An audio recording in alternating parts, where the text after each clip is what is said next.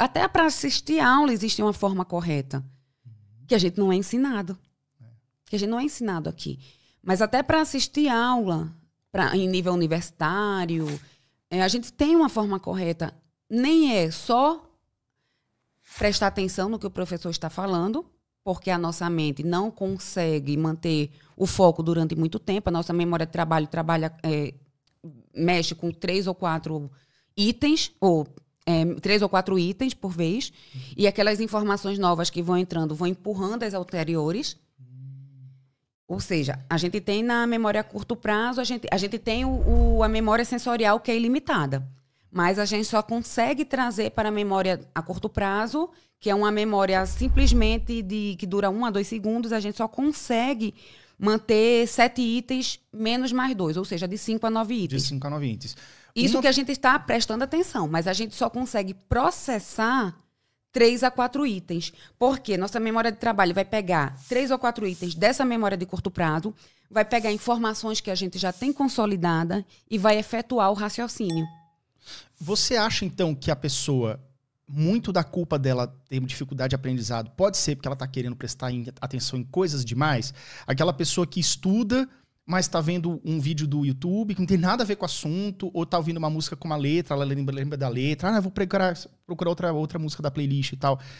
Você acha, então, que, de repente, se a pessoa parasse a vida dela, pelo menos por uma tarde, e focasse só num item, vou me isolar de tudo, focar só naquele item ali, não seria melhor? É mais ou menos isso, você acredita? Yuri, não fala em culpados, porque a gente faz o que a gente tem à nossa disposição na época. Nosso ensino não ensina a aprender. A gente não aprende a aprender, a gente aprende a decorar. Uhum.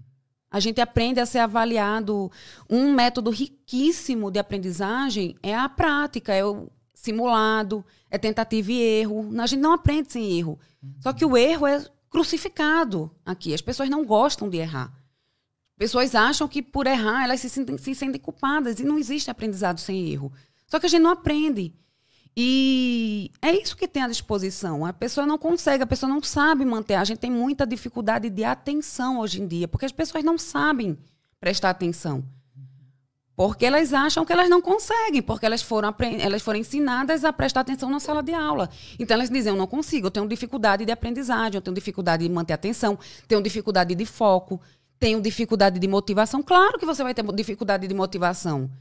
Se você não foi ensinado a estudar, se você não foi ensinado a aprender, se você não foi ensinado a prestar atenção, você não vai saber, você não vai aprender. Então você vai achar que você tem dificuldade de motivação. Quem gosta de estudar e não aprender nada. Quem gosta de estudar, chegar na prova e se dar mal. Quem gosta de fazer algo que não vai levar a lugar nenhum. Exatamente. O cara, ele tem até aquela certeza de que, não vou aprender mesmo, então não vou nem abrir o livro. Exatamente. Esse é o grande problema que nós temos hoje em dia. Que é a questão das pessoas. A gente não sabe, a gente não foi ensinado a aprender. A gente não teve professores como facilitadores da aprendizagem. Professor é um facilitador da aprendizagem, seja a nível básico, fundamental, médio, superior, depois no nível de pós-graduação e pesquisa. O professor é um facilitador da aprendizagem. Ele não é para chegar lá e expor o assunto. Principalmente, por exemplo, você tira assuntos extremamente abstratos, não só no colégio, como na faculdade, nosso cérebro tem dificuldade de aprender conceitos abstratos. Se chega numa explanação, é difícil. Então, o aluno chega em casa, não entendeu nada, aquela aula para ele não valeu de nada, ele vai estudar sozinho, ele não sabe estudar. Então, não é questão de culpado, a questão é que o que a gente tinha disponível na época era aquilo. Só que hoje a gente já tem estudos, a gente já tem um avanço na neurociência, na psicologia da aprendizagem, que pode ser mudado. E se a gente não olhar para isso hoje, se a gente não mudar a nível educacional, isso vem lá na base. E isso eu estou falando só na questão de passar o conteúdo. Mas também existem outros. A gente não tem...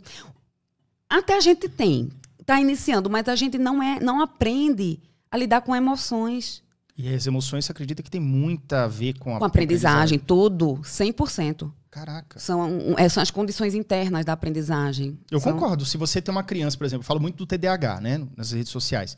E aí você tem uma criança que está numa escola que ela não é integrada. Às vezes é uma criança que tem dificuldade de aprendizado, o professor, algumas vezes, ao invés de tentar, não, vem pra cá, senta comigo, responde essa pergunta, sei o quê, puxar o aluno pra aula, deixa ele ali no cantinho e vai dando atenção pros outros. Ou seja, se ele não se sente parte do meio, se ele não se sente feliz onde ele tá, dificilmente ele vai ter uma vontade de aprender, vontade de prestar atenção. Não vai querer. Na verdade, ele desiste. Ele desiste dele mesmo, cara. Ele desiste. Porque eu não tenho jeito. E é por isso que eu tenho tantos seguidores no Instagram que me mandam mensagem dizendo que não são capazes, que realmente se sentem incapazes.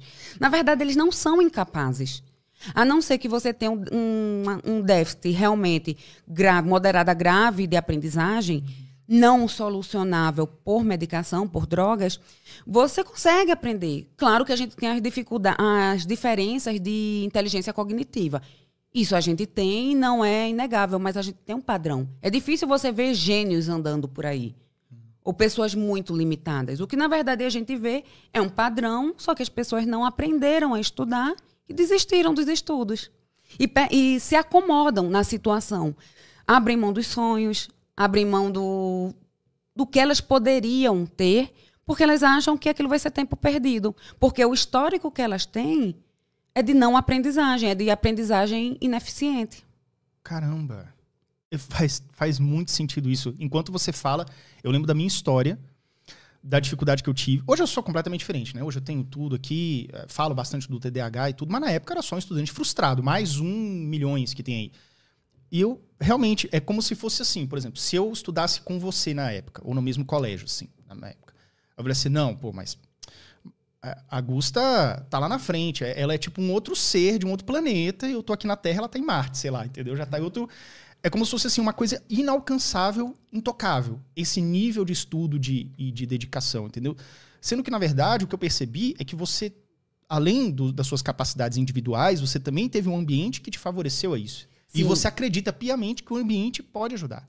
Eu tive um ambiente de disciplina. Eu fui disciplinada. Eu sou extremamente disciplinada, sou perfeccionista. Aqui também tem o outro lado, né? Porque você consegue manter uma disciplina, mas você tem que ter um autocontrole muito grande, que eu só vim desenvolver depois de adulta, sim, para não passar para o outro lado, que é o da ansiedade.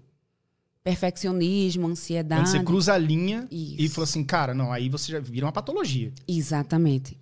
E aí eu virei essa linha.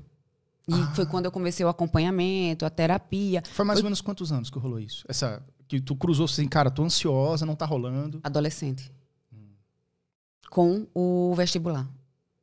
Entendi.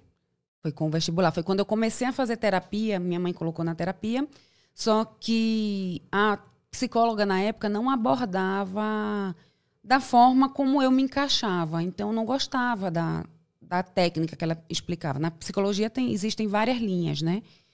E ela não aplicava na linha que eu gostasse. Então, para mim, aquilo era psicologia. Eu dizia, cara, não serve para nada. Foi até uma época que eu desencantei com a psicologia. Eu disse, cara, isso aí não serve para nada. E aí fiz o vestibular e fiz a faculdade de Direito. No 9º período eu já comecei a passar nos concursos públicos de nível superior, consegui vir para cá, colegial em regime especial, vim para Brasília. Com quantos anos? 21. E se eu te disser que você pode aprender a estudar para concurso público em apenas um dia? Concurso público é para você, seja nível médio ou superior. Clique no link da descrição.